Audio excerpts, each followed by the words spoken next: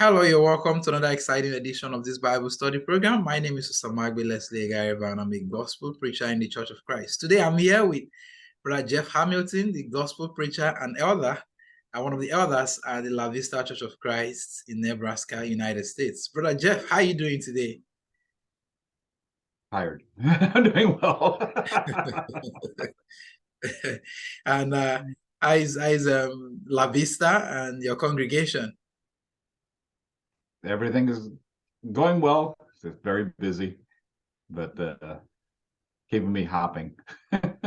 That's good. That's good to know. I'm very happy to have you today to talk about this subject of child of disciplining of children in general is what we want to talk about. And this is very crucial because even when you look at the scriptures, you see that uh, um, for a man to be an elder, the children qualification is very important. And even in the society, when we don't bring up children, well, it has a way of impacting people negatively. So by way of introduction, I would like you to give us a background, start off by giving us a background of what exactly do we mean when we talk about discipline or child discipline in particular. What we have to understand is that we all start off with nothing.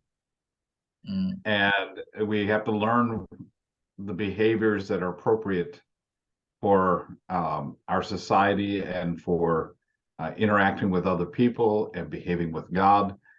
And those things, well, no one's going to do it perfectly. People are going to make mistakes. People are going to make wrong choices. Even with perfectly good examples, every child is going to want to know where the boundaries are at, where to move to, what can be accepted, what can't be accepted. And discipline is basically to give the feedback of whether a child is doing right or wrong. And that feedback for the negative has to be a disincentive towards doing things that are not correct. Big fancy way of saying it.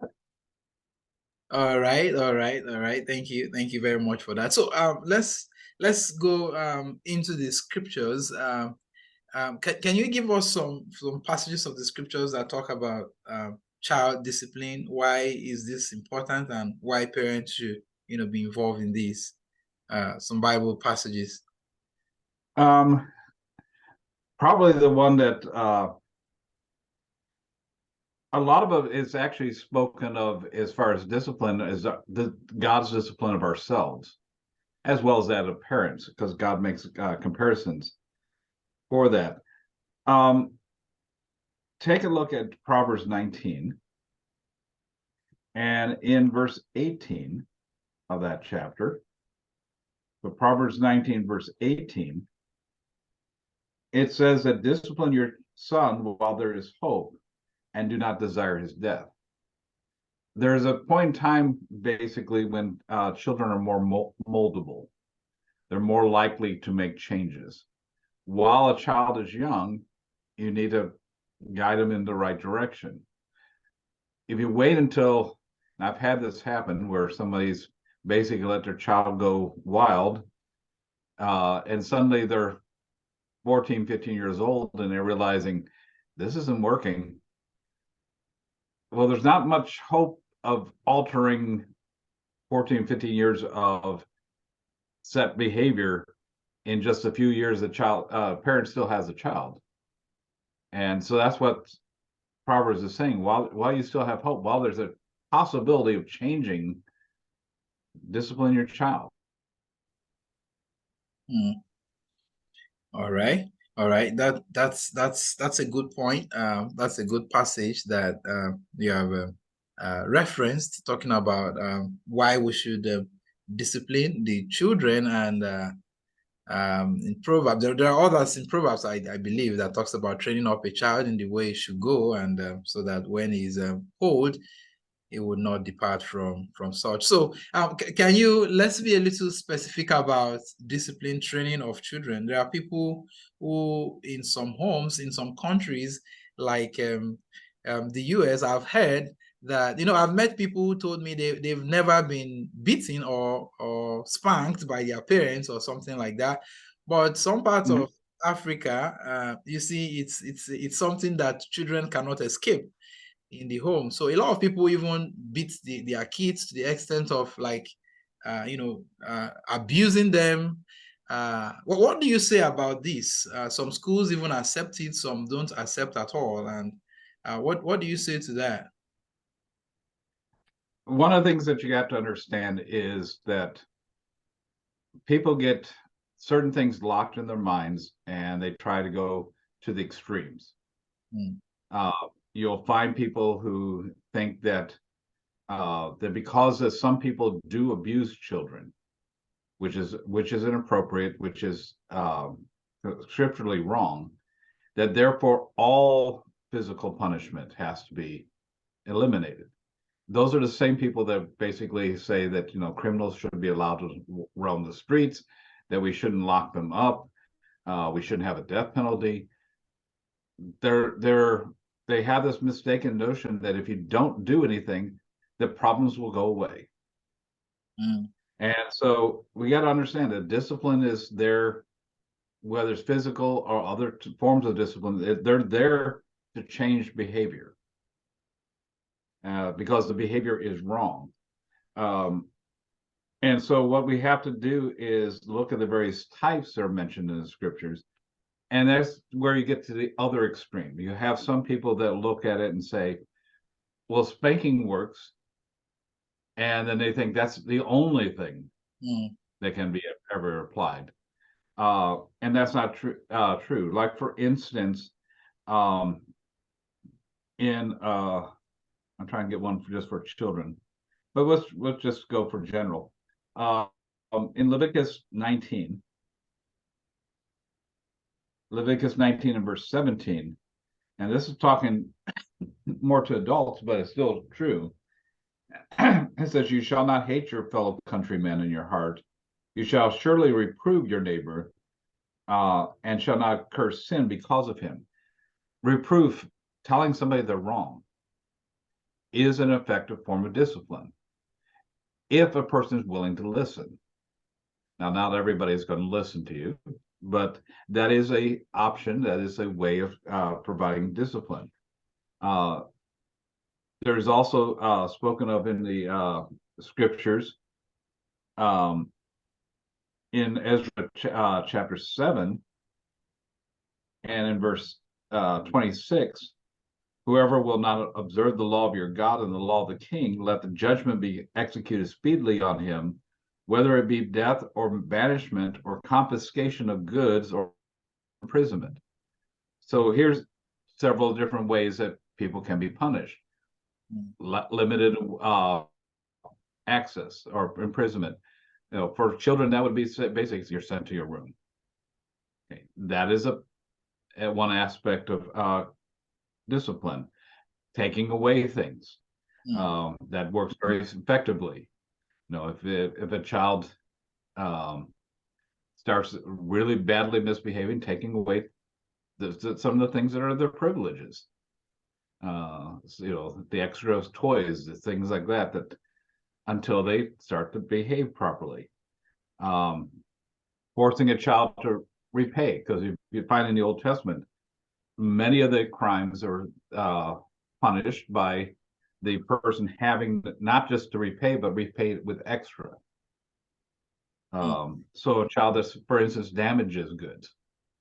I remember having one teenager years ago that the parent didn't know what to do. It was a teenager involved, but he had punched a hole in the wall. So I went over there and taught him how to repair a hole in the wall, and he had to repair the hole in the wall. But it was teaching him a life skill, but two, it was forcing him to do something about the damage that he caused. You can also embarrass somebody, shame them. So that can be a punishment to it. I remember reading about one mother whose child had a tendency to forget to call home to say they were not going to be there. So she found out where the child was at, and she showed up with her hair in curlers, and a big bathrobe, and knocked on the door and insisted on seeing her child. He was so embarrassed, never did that again. Wow. Okay. Um, so all those are appropriate, and spanking is one of those areas where it can be useful. It's not the only tool, but it is an appropriate one in certain situations, where basically everything else is not working. Sometimes it takes a bit of pain, not a long lasting or anything else like that, but at least the shock of it to make a person realize, hey, this is not acceptable. Mm. All right, all right. Thank you very much for taking us through all of those types of discipline that people can actually adopt to uh, train their children while coming up. I was told, I don't know how true, that in the USA, your child could call 911 when you raise your hand to beat such a child, and you are at the risk of It's probably going it's to jail. There are a few states where that might be true, but the vast majority no. No. And even in some of those states, it would probably be limited to a few cities. Yeah, there's always nutty people who think that the state owns a child, not a parent is responsible for the child. So you're going to run across that, uh, and you'll run across that in Europe too. But that's neither here nor there. One has to train a child, and like I said, there are multiple options. And just because, like for instance, spanking is effective, it doesn't mean that every situation calls for spanking. Yeah. Yeah. Well, I remember someone once, probably maybe a joke. The individual said that any parent who uses maybe belt or uh, cane or any kind of stuff to beat the child is disobeying God's word, because the Bible actually recommended rod. And I guess the person is making a joke out of it, citing Proverbs chapter 31, chapter 13, verse 24, that talks about, whoever spares the rod hates the children, but loves the, child actually disciplines the child. So I wanted to comment on that passage. Just come to my mind now. Does that imply the rod there imply anything physical, corporal punishment, or anything that kind?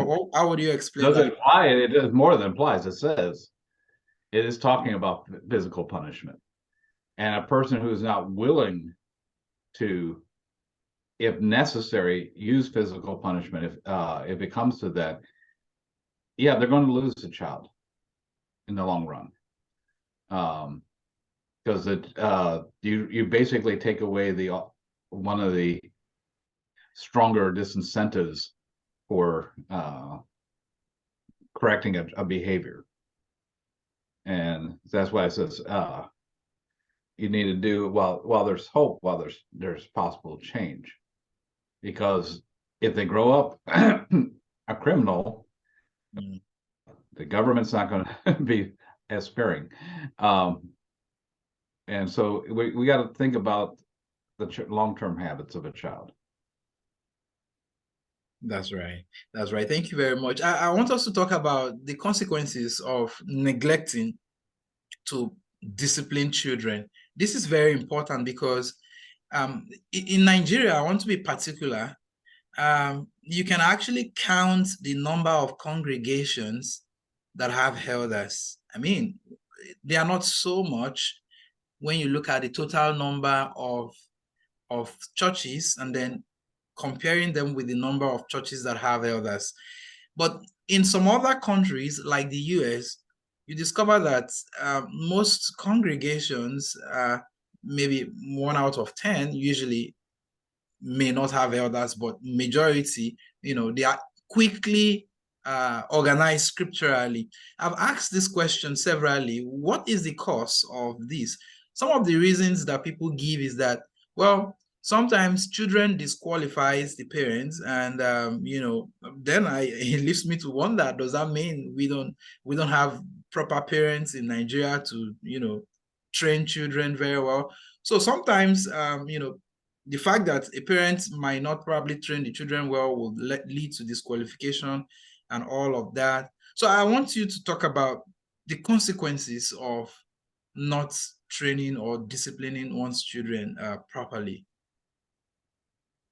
The one aspect of it is for the child itself. We already said that if a child develops a habit of doing wrong and not facing consequences to those wrongs, most people tend to go from bad to worse.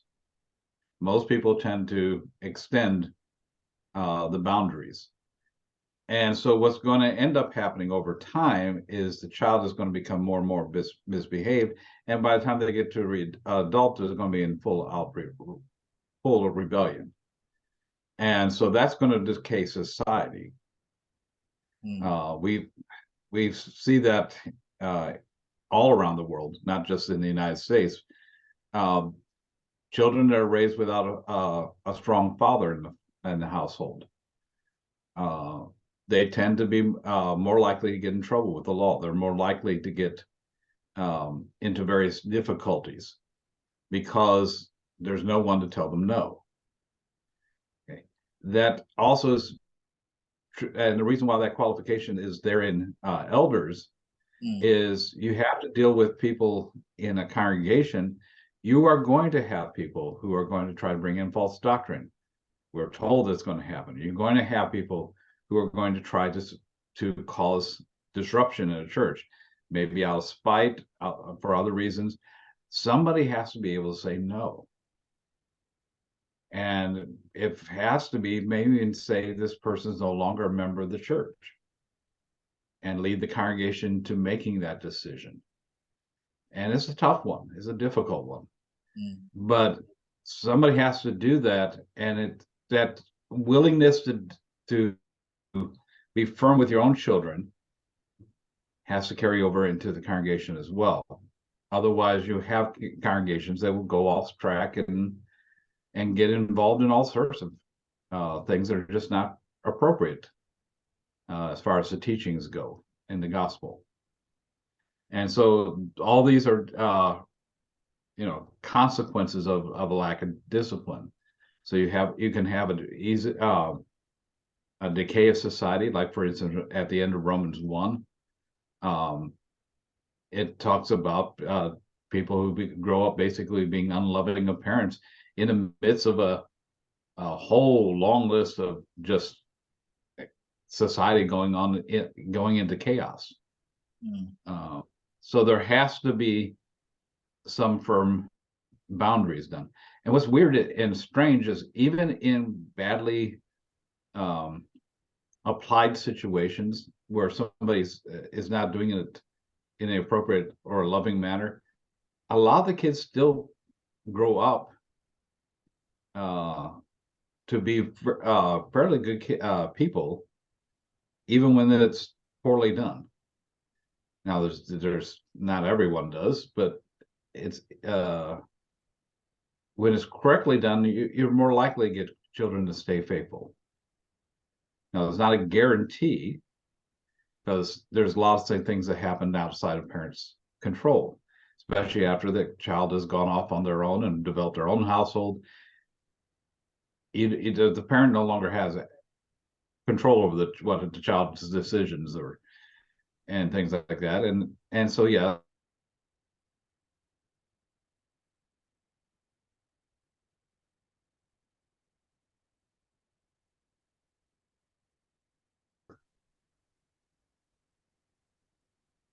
To answer your question? Yes. That did. Yeah. Thank you. The internet was kind of unstable while you were talking, but yeah, you did. Thank you. Before I'd like to ask you one final question. Ephesians 6:4 talks about fathers not provoking their children to wrath, but bringing them up in the training and admonition of the Lord. Can you comment on that text? How can fathers provoke their children?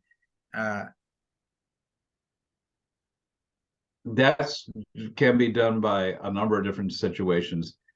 Um, you have to understand, again, one size doesn't fit all for every child, and one method doesn't work for all situations. For instance, if a child is raised and the parent only disciplines when they get angry, well, you're not always in a bad mood. This is wrong.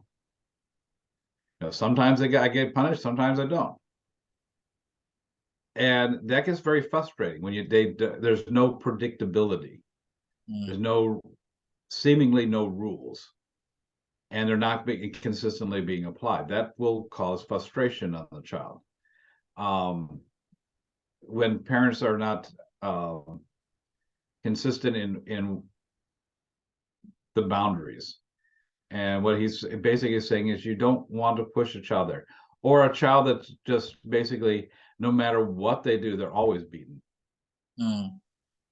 Okay, and I've heard and read about families or whatever where you know they get beaten regularly whether they did something wrong or not, and when you ask the parent they say, well, they might have done something wrong.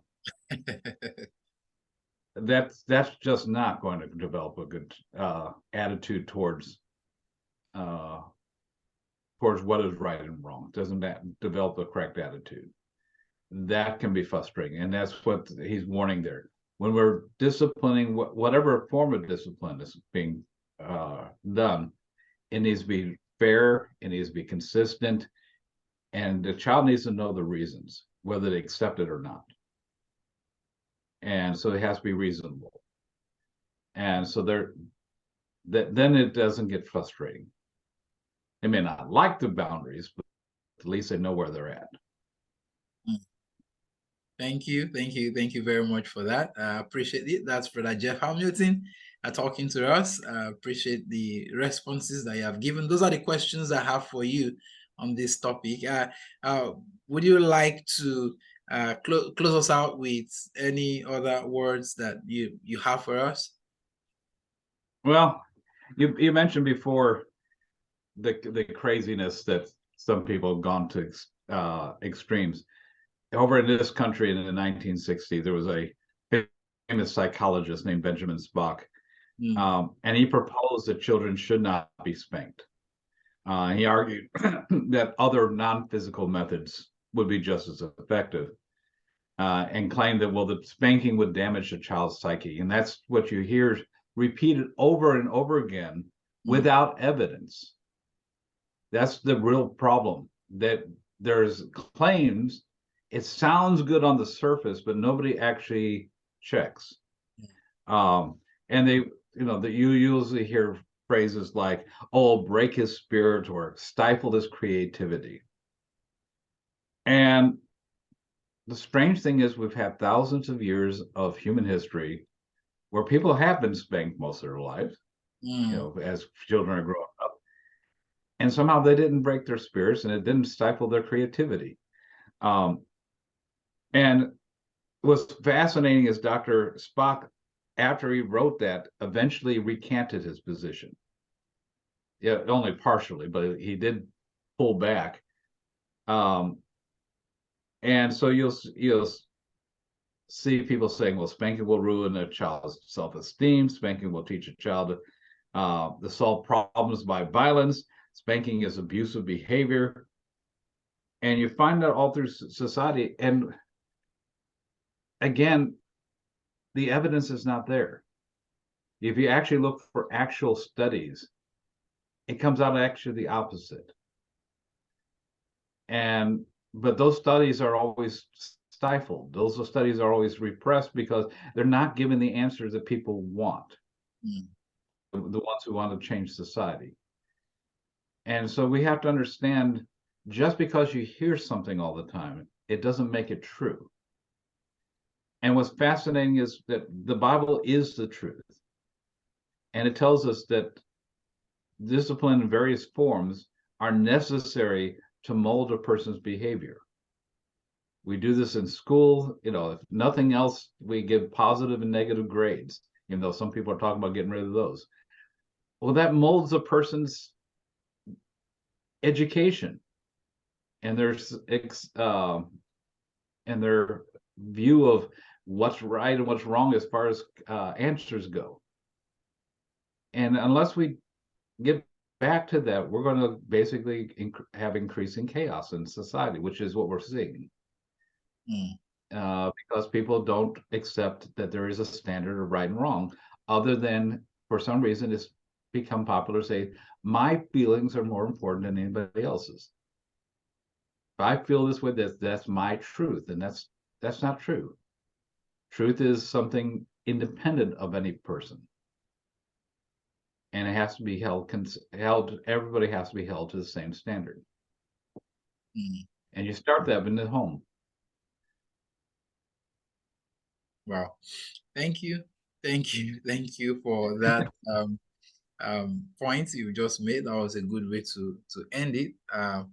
Yeah, it's child discipline is something that is very important, and people need to bring up their children like the Bible instructs in the training and admonition of the Lord, so that we can have good homes and good societies and good nations and all of that. Thank you, Brother Jeffrey Hamilton. That's the preacher and one of the elders of the Church of Christ that meets at La Vista. Like I said, in January, that was the first time he appeared on this program. He talked about premarital sex. His website has been very, very wonderful. So people in different parts of the world, personally, have been blessed by it, and I've seen a lot of testimonies from different people on that, about the website. So lavistachurchofchrist.org, you can visit and be blessed with a lot of resources there. Thank you, Brother Hamilton, for coming, and remain blessed as you continue to do the work of God. Well, thank you for the opportunity. Yes, sir.